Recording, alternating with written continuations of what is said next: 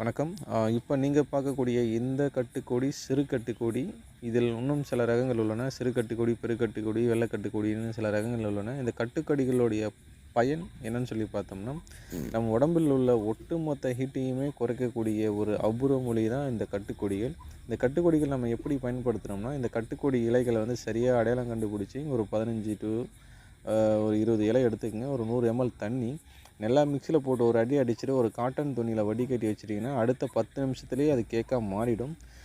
காலையில் நைட்டு இந்த ப்ராசஸ் பண்ணிவிட்டு காலையில் தூங்கி எழுந்து வெறும் வயிற்றில் நீங்கள் சாப்பிட்டீங்கன்னா உங்கள் கண்புற ஓரங்கள் ஒரு எரிச்சல் வழியாக தெரியும். அது ஏன் அப்படி தெரியுதுன்னா, நம்ம உடம்புல இருக்கக்கூடிய சூடு எல்லாமே வெளியேறுது. அந்த ஹீட்டை ஃபுல்லாகவே வெளியேற்றக்கூடியது கண் வழியாக தான் வெளியேறும்.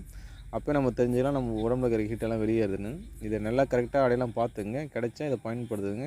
கண்டிப்பாக உடம்புல இருக்கிற ஒட்டுமொத்த ஹீட்டையுமே வெளியேற்றக்கூடியது. இது முக்கிய பங்கு வகிக்கும்.